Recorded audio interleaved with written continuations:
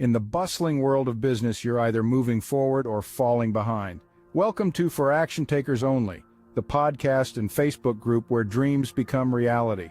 We're here to fuel your ambition, sharpen your skills, and inspire your entrepreneurial spirit.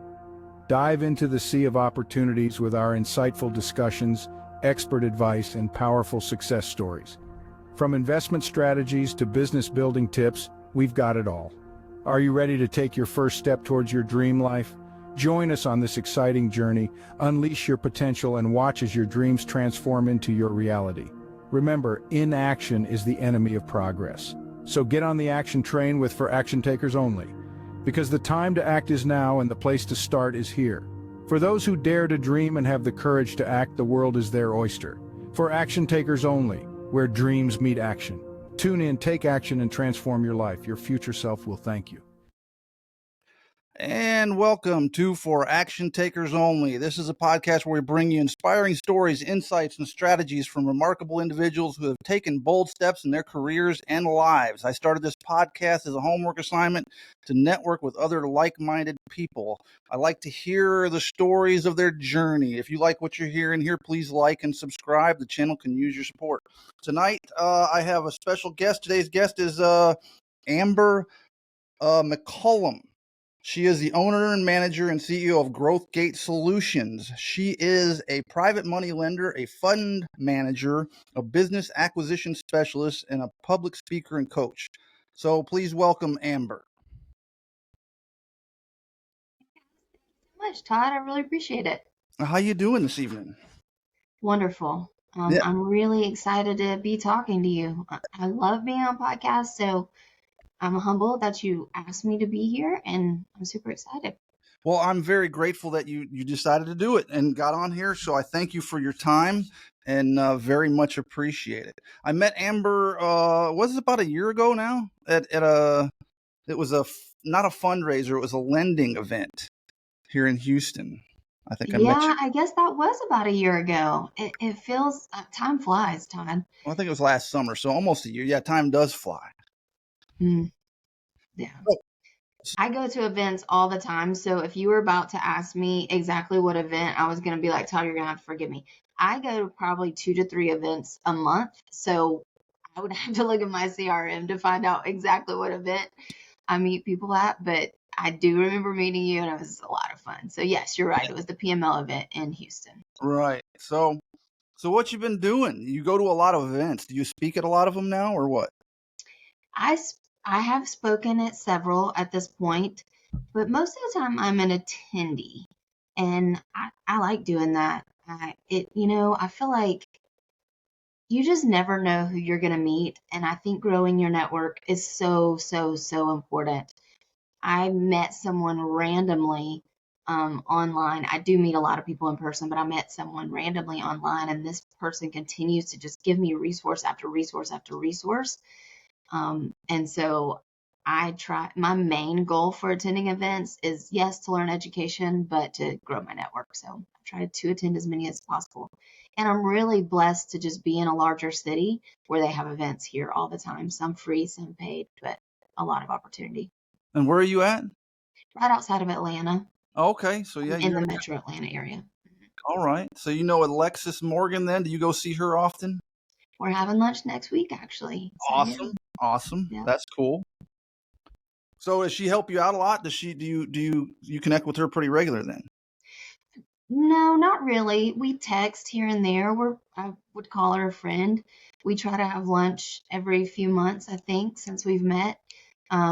We've been to lunch a few times, so we're just in the same city, and I really support her and what she's doing. She's definitely somebody to look up to. So. Okay. So I got to ask you, when did you get started in this journey with real estate, lending, all this, and what are you actually doing? Are you a lender, or what's your focus? So I started wholesaling, interestingly enough, in Ryan Pineda's group. I am a sucker for a funnel. I will join a lot of masterminds. I did not like it. I didn't like it at all.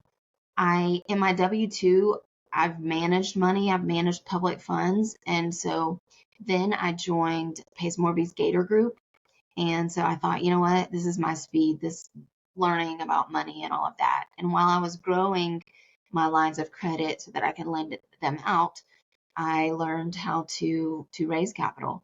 And so the money side of it really spoke to me. I joined Sub 2 thinking that I would also do that, but then I was humbled really quickly to know that you don't need to chase everything, and money really is my speed.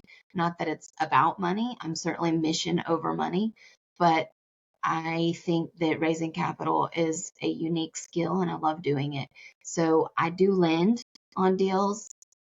I have a very specific niche, but I also raise capital for a fund, and I love doing that as well. And I'm so grateful that I had all the knowledge and that I paid for personal education to be able to do this. So Ryan Pineda's group was the first one you joined? That was the first one I joined. Yeah, and you hated Mhm. that? What does he I teach? He hated teaches wholesaling. I you hated love wholesale. Ryan Pineda. I love the group. I'm sorry if I botched that. I No, started go ahead. wholesaling. I did 2 wholesale deals that, I mean, it makes money, but it's not for me. Wholesaling is not for me. So I don't Not think that was a group for me to stick in. I'm a lifetime member, not of like the rookie or the all-star or whatever he calls them now. Like I'm not in that kind of community, but I am a lifetime in his wholesaling community. And okay. so I still get to be in the chats, and it's always good to reach out to other people in different masterminds. So I went to his live events. He's definitely somebody that I really, really look up to. So if I said that incorrectly, I'm sorry. Yeah. No, you're all right. I wasn't understanding. So wholesaling you didn't like. You liked the group. So what did you do with that group? Did you do like cold calling when you first started out? Like trying to do that? Did you try all that stuff? All of it. I wore all the hats. I did the cold calling, the negotiations, the dispo, you know. How quickly? It's a grind for Yeah, sure. it is. And how quickly did you realize this isn't really what I wanted to do? Um, Day one, I decided to stick to it because I'm not a quitter, but I I thought this is not for me right away. I Unfortunately, though, I had paid for all the things that I probably didn't need. I paid for Privy and I paid for so softwares and CRMs and spent a lot of money on tools. And so then I thought, well, I've got to give this a fighting chance. So I made enough money to pay for the tools and quit Okay. after that. All right. Quit. So then you decided to do lending. But all right, so what initially attracted you to real estate? Why real estate? YouTube. I am just an investor at heart. I always want to grow my money. I think your money sitting in a savings account or in a bank is not working for you. So I've done crypto trading. I have done dividend investing. I've actually grown some portfolios just using my money. And so, YouTube algorithm, it'll send you other things. So it sent me into the real estate world. And I thought one day I had this limiting belief that you just couldn't buy assets right away. And you can. And although I haven't bought properties myself, investment properties, I'm in the groups, and you absolutely can buy investment properties right now. Like your first step in real estate does not have to be wholesaling. There's so many things you can do. You can do wholesaling, but you don't have to do that. You can do whatever you want to do in real estate, and you can pick a little tiny piece of the pie and go after that and make money doing that. And that's the beauty of real estate, honestly. Okay. So how long ago was that you found Ryan and joined his group and decided that wasn't it? I'll move on to the next thing. It was a couple years ago. A couple years We ago. are early 2025, so that would have been 2023. Yeah, early Okay. 2023. And then how did you come across Pace? Same way, just YouTube, come across his videos? Pace does a great job on YouTube. So yeah, Yes, he he does. he got me for sure. I actually didn't see his YouTube channel at first. Well, I will say this. I don't know what came first, the chicken or the egg, but I did see him on a podcast called the Iced Coffee Hour with Graham Stephan and Jack. I don't know Jack's last name, Okay. but they're a podcast that I watch, and Pace was on there, and he just wowed me. And so I was watching his YouTube, and I joined Okay. Did you join Sub 2 first or Gator first? Gator first, Okay. and So you then came Sub across Two. Gator first or okay. And Yeah. how do you like that program? How has that been working out? Well, it was life changing for me. I came across Gator a year before I joined it, and I probably should have joined then. Well, number one, the price went up. Number two, I think getting in early, like anytime you can get in early into a community, it really helps. Um, I I learned a lot. I learned a lot through Gator, and I'm still learning. I, I learned some hard lessons, Todd, that I think are invaluable.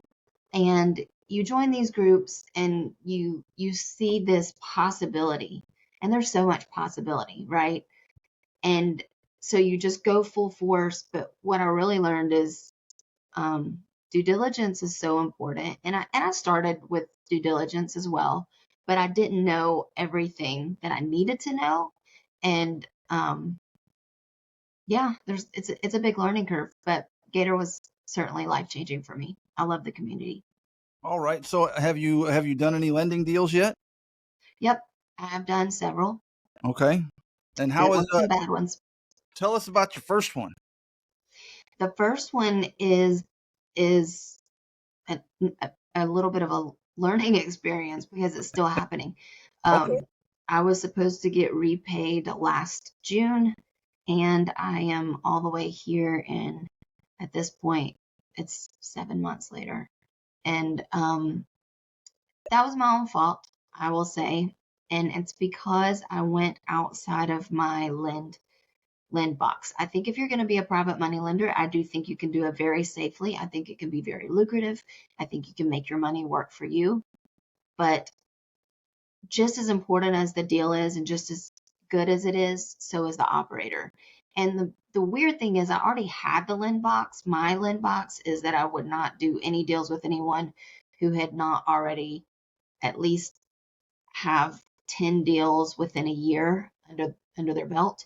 Okay. And this person only had two, but they live in my city. I had met with them, gone to lunch with them, became friends with them, and they were looking for lenders. And the person and their partner asked a question, and they said, if everybody always talks about other people's money, but you're saying, like, even your lend box, you want so much experience, and how can someone get into the game and without much experience and still, and still make it if no one's willing to do it if they don't already have experience? Right. So And you wanted so, to give someone that chance, huh? Okay. and because they were a friend, I did hear their plight and I thought, you're right.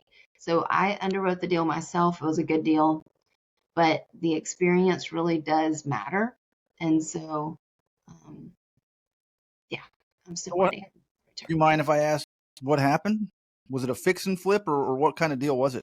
It was a fix and flip. They were ready to refinance. Well, they were fixing it up, and other as real estate happens, like things happen, and so they had to put more money into it. Things were taking longer. I was okay with a little longer, but then they went to refinance, and the deal just didn't pencil out the same. And I think it's because the market was changing a little bit and it took a lot longer than expected. And so when you underwrite a deal at a certain time, I think one of the learning experiences for me is also you need to look at the forecast and look at the market possible shifting and just Mhm. expect that it's going to go longer. And so the interest rates went up, lenders were reacting differently. So the numbers that were penciling out 6 months prior were no longer penciling out the same way. So they weren't going to make as much money. And I told them, I literally, and here's another lesson before I tell you that. If you have to take advice from your private money lender, you've got an experience problem and you probably need a mentor. So I will say that. But I told him, I said, go ahead with refi. Like, do it because I don't see this market getting any better. Like, go ahead and refi now. I know you're not getting the money that you want, but you'll be able to pay me. You'll have a cash flowing asset. You'll be able to get some money. And they did not want to do that. They thought that the lender was wrong, the mortgage, and they decided to wait a little bit. They got appraisal after appraisal, and then the numbers just got worse from there. And so property values started going down as the market shifted, and then it turned into a situation where they wouldn't be able to pay me if they refinanced because it was changing. And so they are making monthly payments. It would take a very long time for them to pay me back if they just continued with those monthly payments. But I am grateful for that. Like I said, it's my fault. I went outside of my lending box. So I take full responsibility on that. I will never do that again. And it's a hard money lesson to learn. Yeah, it is. So you're out. At least they're making payments, but you're out the money for right now. But they're still making payments. Now, is there a They're chance? communicating, and I think that goes a long way too. Okay. As long as they keep communication. Now, is there a chance in the future they can redo this, try this again, do a cash out refinance and get you paid? What does that look like? Well, the market's shifting a little bit better now. And Okay. so they are looking to refinance in the next couple months. They have some options, and they've been talking. It's the same broker that they were working with. So they've been talking with the broker, and the broker seems to think that they'll be able to get better terms now. So I certainly hope they will. And All right. I know they want to as well. So Right. How long have you been dealing with this now? So you said they're supposed to be paid by what, this summer? Or they paid were off? supposed to have paid me in June, and that was Yes. Good so I loaned 7 several months. months prior to that. So yeah, it's been a long time. Okay, but at least they're communicating there, so they're doing something. Trust or they're staying on top of it at least, or kind of. So Here's what I say: not every real estate deal goes bad or poorly or wrong. Sometimes they just go long, and I think as long as your money is working for you, the monthly payments are helping because they have agreed to continue to, when they do refi, they're still going to pay me my principal and interest. So the okay. monthly payments they're making, I guess, is just cash flow for me at this point. I'd rather just get the money back, but I'm in a lot better situation than some people. Okay, so let me ask you, going into this situation, when you saw it start going bad, how did that affect mindset? How did that affect you? And did you get stressed? I didn't get stressed then because my own business was growing and scaling, and I just thought, you know what, you just give grace. Now that I've pivoted what I'm doing in my business and I'm not making any money currently, like I'm playing the long game. If I get a speaker fee, I make money for that. But I've got multiple things that I'm working on that is long term, will bring long term cash flow to me, will bring long term just a lot more money. But Mm-hmm. what I used to be doing, it's not bringing any money. So, my stress level has changed a little bit. And I also think the longer you go without getting paid, the more you're just a little bit nervous, a little worried. But, you know, things happen, and I am grateful to learn every single time you make a mistake. As long as you learn from it, then I think you're okay. Yeah. All right, but it was a hard lesson, but a good lesson. You've learned a lot from that one, huh? For So sure. so have any other lending deals that gone a little bit smoother since that one? The rest of them aren't due. They're So, not. so far, so good. How many are you lending on right now? 2. 2. Okay. And what kind of lending are you doing? Are you doing transactional, EMD? Are you doing the whole big? I'm doing long-term lending, Okay. and interesting that you said that. I'm not doing transactional lending, but I'm lending in a different way than I think a lot of people do it. A lot of people lend for a finite return, like whether it's 12% annualized or whatever it is. They Mhm. say these are my terms. I lend on a monthly percentage term. That's what I have chosen to do. That's my new rule. So if you need my money for 12 months, you can take 12 months. If you need it for 18 months, you can take 18 months. That's fine. As long as I can sustain that, as long as that's good for me. But I'm going to charge you a monthly interest rate, and that's what's going to be written in the contract. So If you finish the project early, it incentivizes them to pay me back early, which then I can go into another deal. But also what it does is it keeps me earning on a regular pace to where I don't have to underwrite another deal if I don't want to. Like, I think I'm really busy. So I see a lot of people looking for these very specific deals, 4 months, 5 months, 6 months, 3 months. And, they're waiting for that perfect deal. And 6 months later, I'll ask them if they found it, and they did not find it. And they're still waiting. And so that whole time, their money wasn't working for them. So for me, my strategy is, number one, my money's always going to be working for me, whether it's a long deal or a short deal. And by doing it on a monthly percentage basis, then I incentivize the borrower just to give me the money back when they're ready. You know what I mean? Because at that point, then the stress is off me, the stress is off them. They can take as long as they need for a project. I mean, we do put term limits in the project, but like they tell me it's going to take 18 months. Okay, great. I'll do it for 18 months, but here's what I'm going to make per month. If you pay me back in 6 months, you don't have to pay me all this other interest. Like, you can just pay me in 6 months because your interest is accruing monthly. So it incentivizes them to pay back early. And I like that, because what I know about some borrowers is if they negotiate a percentage, and let's just say it's 6 months, let's just say it's 6 months at 12%. Okay. Mhm. They're going to keep it for the whole 6 months generally. I see some people who want to just make a brand name for themselves, so they'll give back early to sweeten the deal, so somebody will lend again, and I like that. But a lot of times, businesses are, especially if they're fix and flip, like they're strapped, and so including buy and hold investors as well. So they'll keep the money until the last day it's due. But for me, they won't, because they know that if they pay me back early, they don't owe me as much money. So Okay. So what do you think has been your biggest struggle so far in real estate and lending? my biggest struggle is learning that not all operators are equal. And just because they're in a very curated, expensive mastermind doesn't mean that they have integrity. And I think that that's very important to learn. So I do not trust anyone.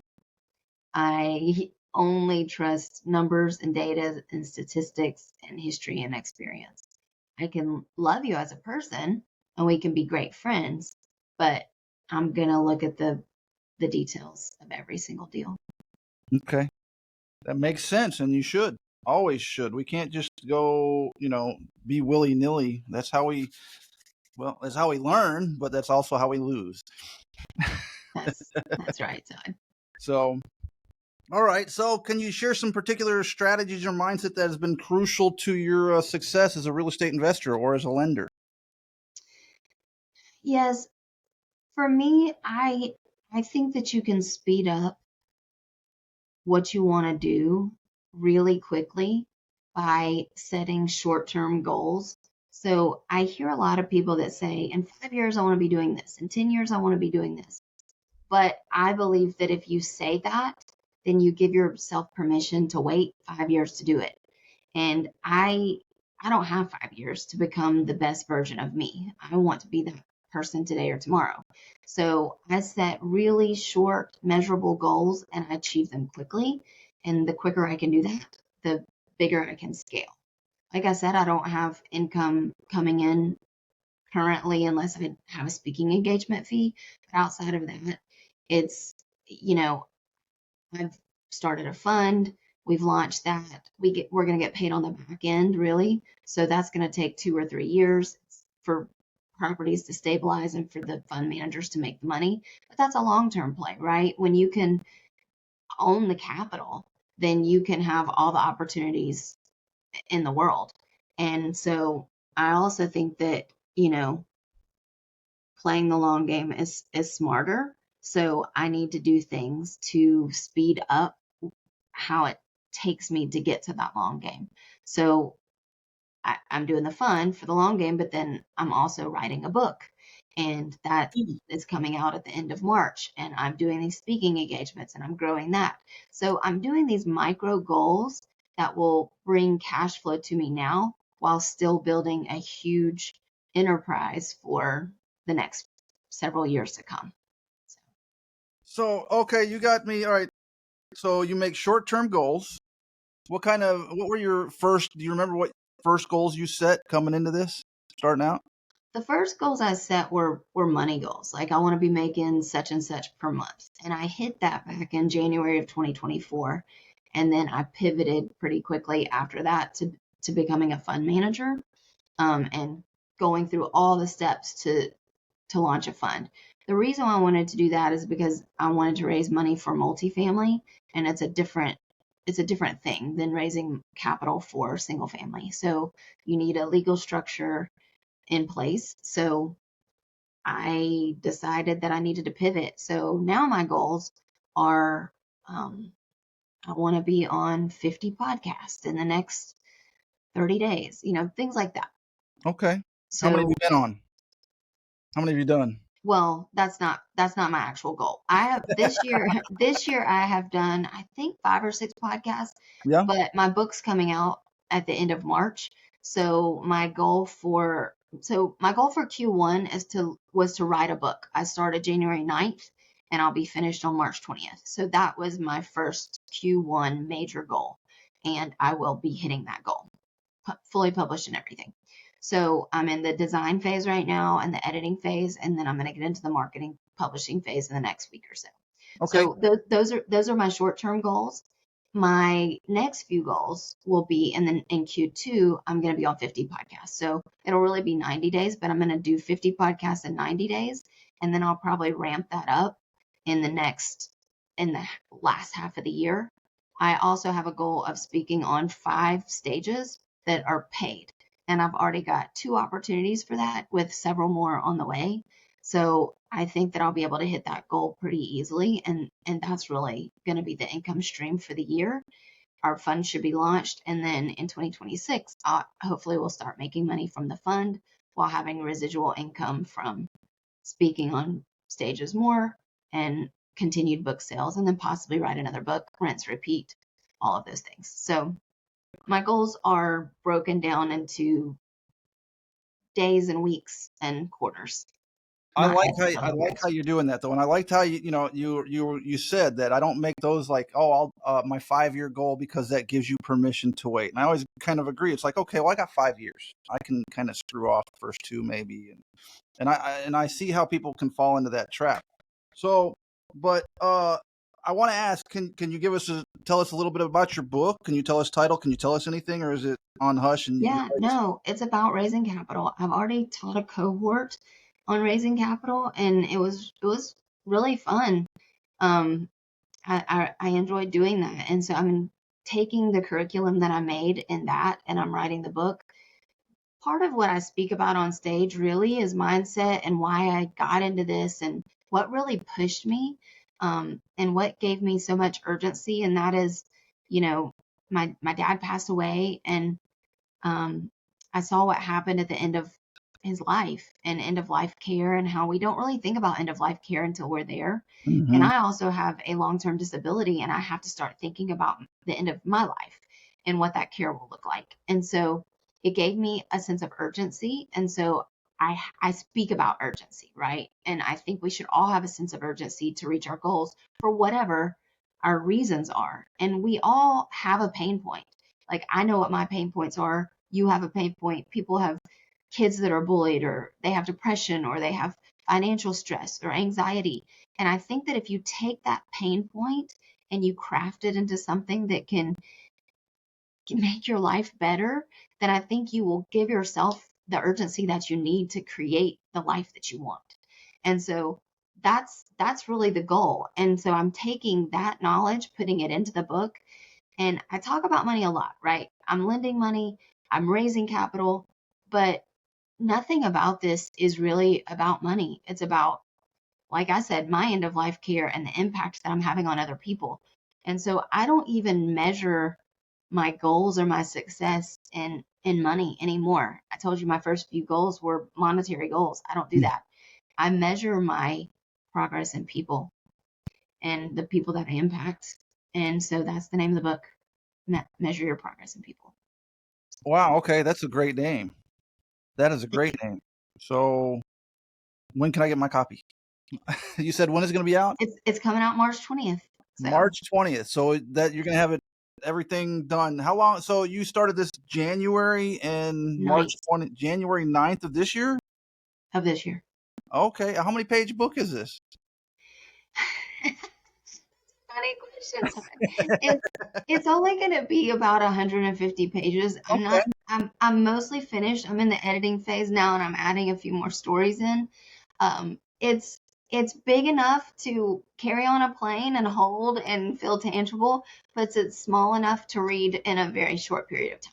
So yeah, it's not too long, but it is a how-to, and it does have a lot of my journey and some stories, and hopefully it will be valuable because I raise capital different than anyone else. I've joined a lot of masterminds about raising capital, and I'm just not a salesperson. I'm a relationship person.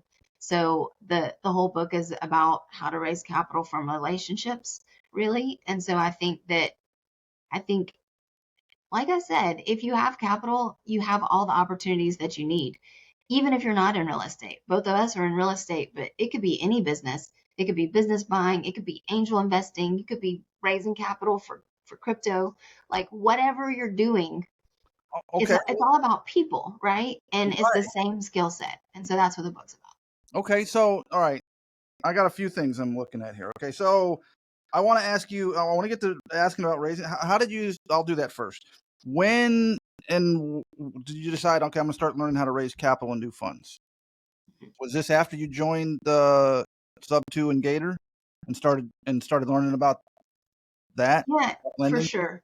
It was after I joined, and then I got a business coach who told me I needed to scale. And so I was, connecting people to deals on single family properties and making a small fee on that. And then I was thinking, well, what's bigger? What can I do? Well, the next step would be multifamily. So I started meeting multifamily investors. And then again, if you're raising capital for multifamily, it really takes a legal structure. So um, I wanted to create a fund, and then I learned that if you love on people and people like you and know you and trust you, they will lend because they want to partner with you. And more than that, they'll refer other people to you. And so I think that's the best way to raise capital. And I feel like that I'm empathetic and good with people. And I didn't know that I had that skill set until I tried.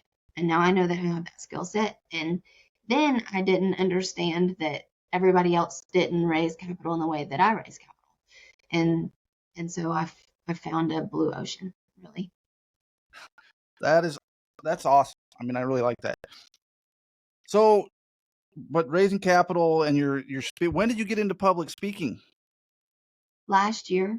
Last Well, year? I've always had to do it. I've had to do it for the past 10 years for my job. Okay. But that's more technical training, things like that. Last year was the first time that I gave a talk on mindset, really, and Mindset. I was asked to do it. And the funny thing is, I had a whole presentation ready, and then I went to the first day. I wasn't speaking until the second day, and I went to the first day event and met a lot of people and realized that what I was going to speak about didn't really fit the vibe. And so that night I went and changed my entire speech, and it was a hit. Like, I gave it, and everybody really, actually, honestly, they cried because it was kind of sad. But it was good, and I decided this is what I want to do. I want to impact people. But it was sad because I think it spoke to them, and I really gave them a call to action, not to do something with me, but to make their own lives better. And so I kind of held a mirror to their face and basically said, if you're not ready to to do the thing you set out to do. If you're not already doing it, or if you're not starting today, why are you here? Like, why did you come? It can't just be for education. It has to be for life changing. Um, and so I think it resonated with a lot of people, and I still have that mindset. Like, I try to tell people that all the time that talk to me and they want to do things. I'm like, why aren't you doing it? And if they can't answer that, then I'll probe deeper, because if you want a different life, you can absolutely have it. And it doesn't matter what you're going through. It really doesn't. Like, Right. you can still do it. So is the majority of your speaking then on mindset?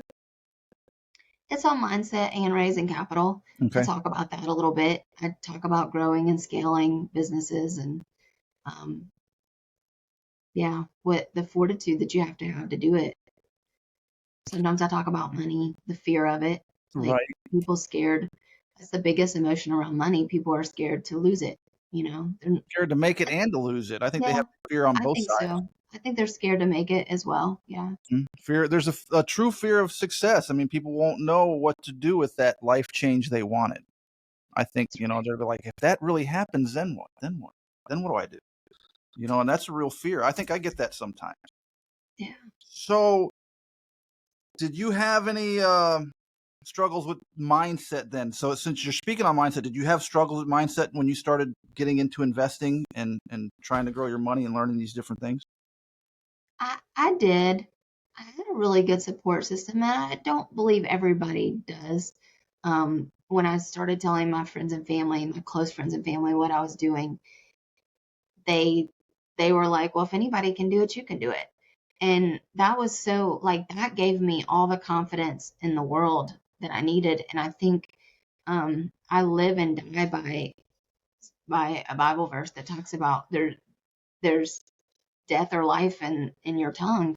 And so I think when people speak positivity into you, then you go out and you do that thing. And so I wish that on everybody. Like, I wish everyone had people to tell them the good things, because it really makes a difference. So I try to be that person for other people, for sure, because I think when people have doubters in their corner, then they start to doubt themselves.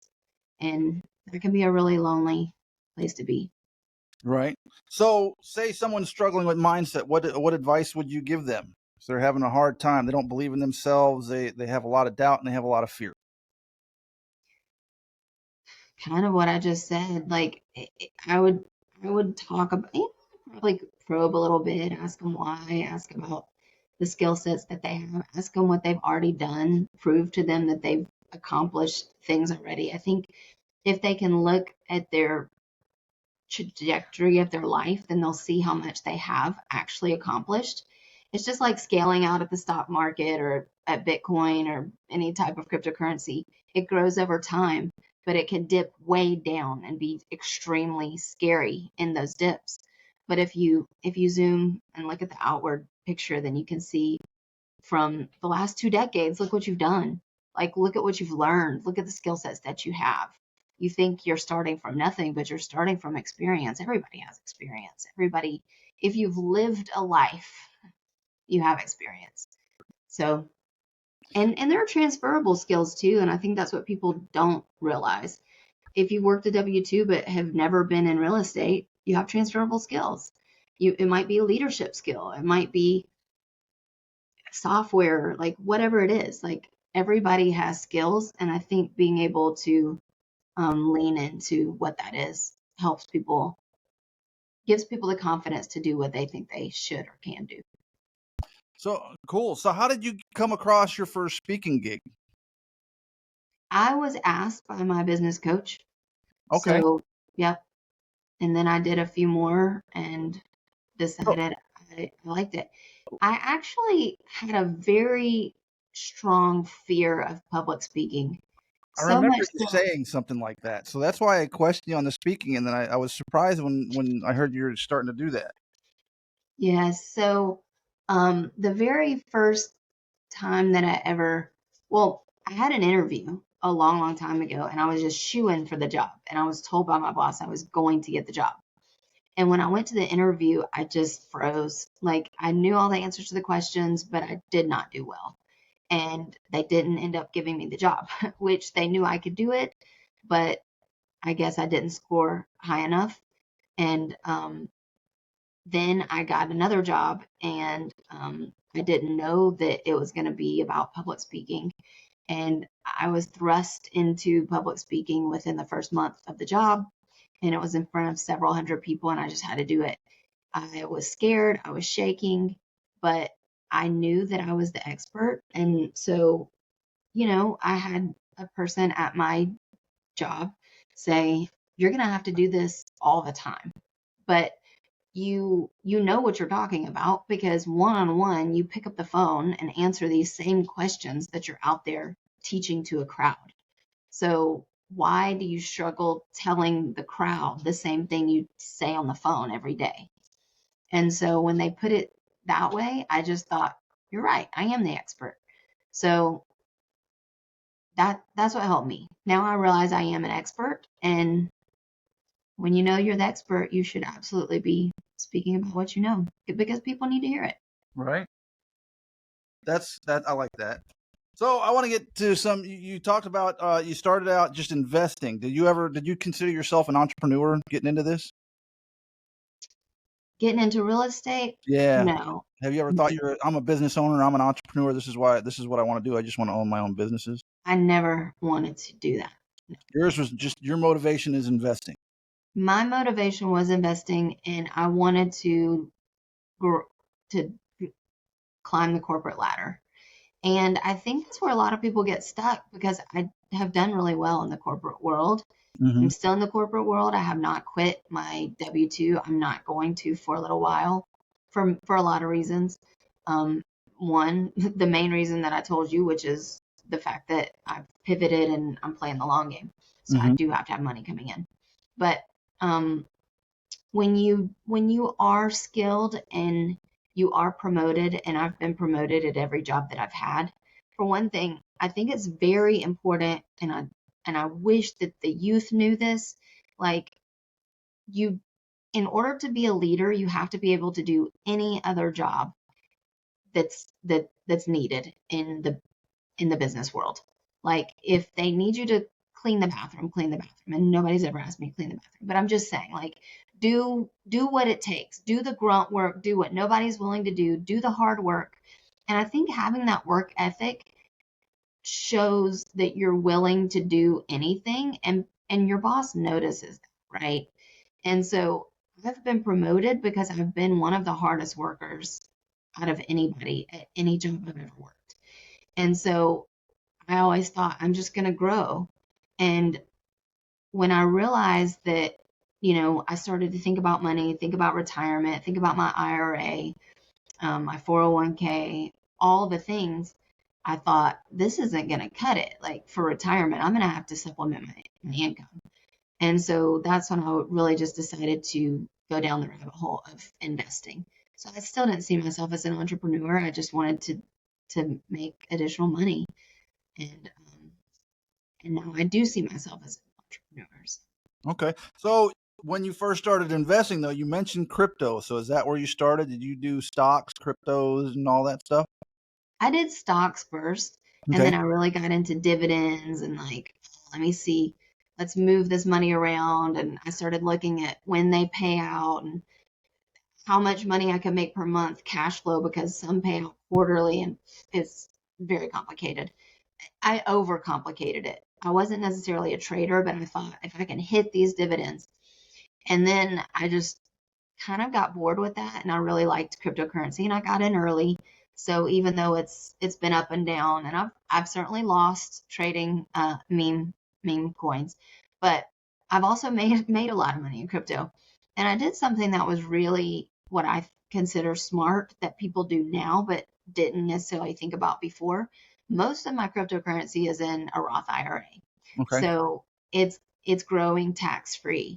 And I love that, because not only am I up, but because I got in early and because it's in a Roth, it's like it's growing faster than a Roth account would if you maxed it out every single year and just put it in like the S&P 500. Like it's grown significantly more than that, and I'm not going to be taxed on it. So. Well, I need to figure out. I have to talk to you often. I need to figure out how to get my crypto into a Roth. So, what was the first crypto you got? The first cryptocurrency that I bought was Ethereum. Okay, you still have it? I have some. I bought Ethereum around $200 or $300, and I sold it all at $1,200, which I thought that was fantastic, right? Mm-hmm. And then it dipped, and I really thought I was a genius, and then it started going up pretty a lot, and so I was not a genius, and I probably should have held on to it. But then when it dipped back down, around still in the 1,200 range, like maybe 1,100, I got back in. So I didn't have as much, but I decided to keep it for the long haul. I wasn't gonna sell it.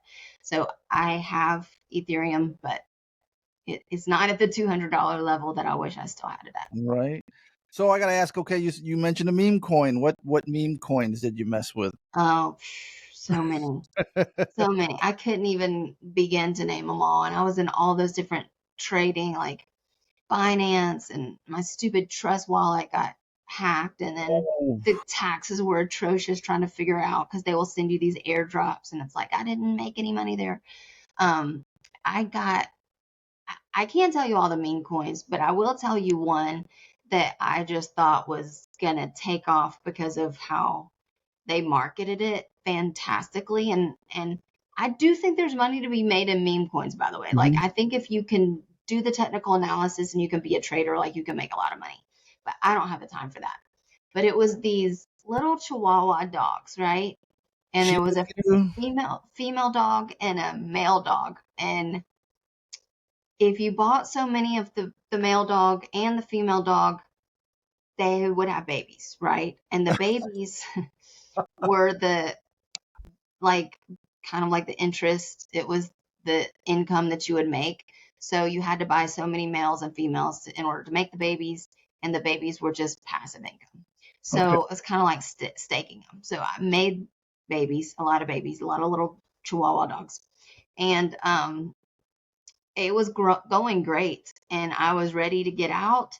And then they did a rug pull, and there was no buyer. So I probably still have those dogs somewhere.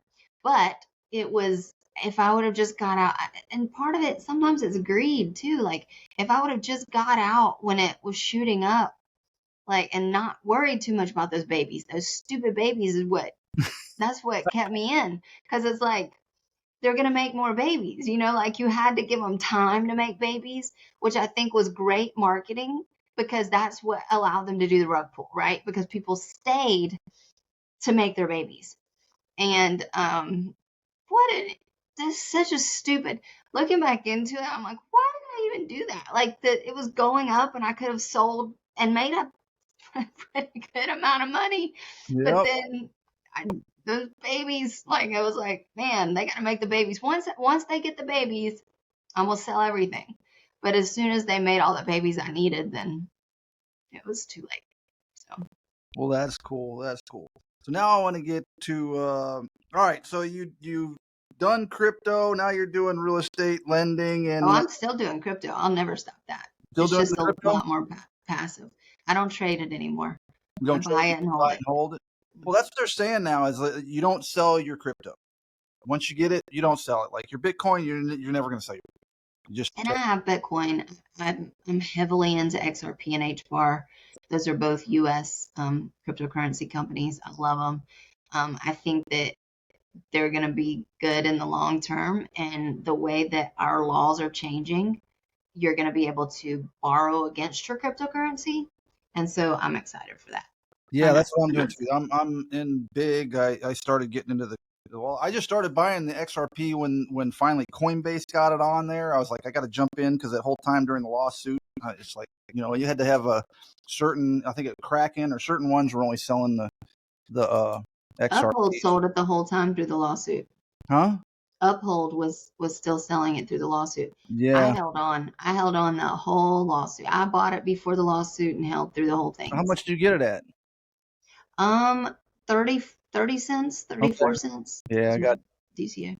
All right. I got some at 60. It was like 67 cents. My average is 67 cents on it. So My average now is probably about 50 cents, but I bought after it went up as yeah. well because I just wanted a higher position. So Yeah. if it drops below $2 again, Oh, I'll yeah. order one.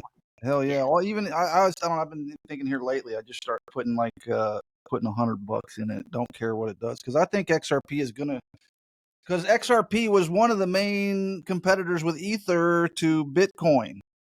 And I hmm remember all that when that was all starting. I'm like XRP, Ether, Bitcoin, and then XRP got in a lawsuit, and that just crippled them yeah, for a while. So now they're getting adopted by everybody. So they're the ones with the strong push behind them. So I think yeah, I keep watching things on YouTube every day. It's like okay, what's the price prediction of XRP going to be in the next few years? Because what you said too, also I could borrow against it. So in the that's right. long run, that'll be good.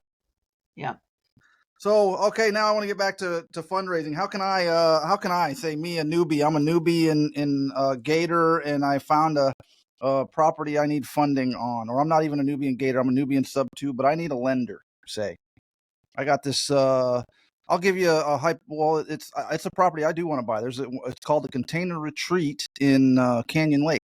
It's a new development. It's like almost like a boutique motel type thing. It's Okay. got like 27 units, 19 are fully ready to go. The other 8 need water and septic installed. But it's like 2.2 million. Say I wanted to try and fund or raise money or get a private money lender, what would you recommend? So, do you want to know how to capital raise or where to find lenders or what's the Yeah, real question? yeah. Say I needed a if I would what would be best? Do I need a capital raise for this, or should I just try and find a lender for that large amount?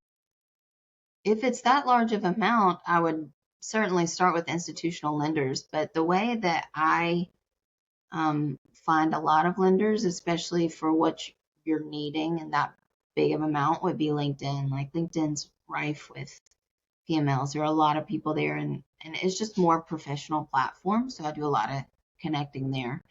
For me, I think you should always start raising capital long before you need it. A fund helps with that, but even if you don't have a fund, you can always reach out and start with your network and say, hey, I don't have a deal right now, but here's what I'm doing. Would you be interested? Here's the returns I'm offering. If this happens, would you be interested? And start getting people warmed up. Definitely grow your email list. You're doing a podcast, you have a platform, so growing that brand. I think having people's contact information is a gold mine. Data's gold. So if you can grow your network and be able to talk to them and that they're going to work for you. They're going to know, like, interest you. You're going to go from cold to warm to close. Okay. So, all right, the real estate market is ever changing. How do you stay ahead of the trends? Since it's always changing, like rates and interest rates and prices of houses, the market dropping, the market raising. How do you stay ahead of that? Well, I think that you look to, first of all, there's always money to be made in real estate. Mhm. Assets are always going to be assets, whether they appreciate, depreciate, there's always a strategy. So, real estate's good for being great in up or downturn markets. One of the reasons I'm raising for um, commercial property is because it's a C class to a B class. And the reason why that's important to me is a B class property is good property in ups or downturns because A class renters move to B class in the downturn and C class move up to B class in an up market. So B class properties are good to buy and hold, and that's why our fund will only lend to that market. So that's one thing. Staying ahead of the market trends, I think the best place to look is Warren Buffett. When he goes into cash position, I think that that's really important, and he's just gone into a $350 billion cash position. Mm-hmm. So I'm wondering what that means. And so I think that it means there's probably going to be pain in the market. I'm no expert, but I like to look at experts. So. Right. Those are the best ones to watch. Mhm. So as a consultant, what was the most common piece of advice you find yourself giving to new and seasoned investors? As a consultant, I do not give advice to investors. I consult on raising capital. So I feel like I'm not the expert there, and I'm happy to say when I'm not the expert. Um, I don't buy and sell properties for a reason, because I hated wholesaling, and I decided it's not my lane. I think that growing your money is always something that you should be talking about. I think people don't talk about it enough. Mm-hmm. And I think that should be regular topics of conversation at the dinner table, at a house party, on the phone with your friends. I think we need to normalize financial literacy.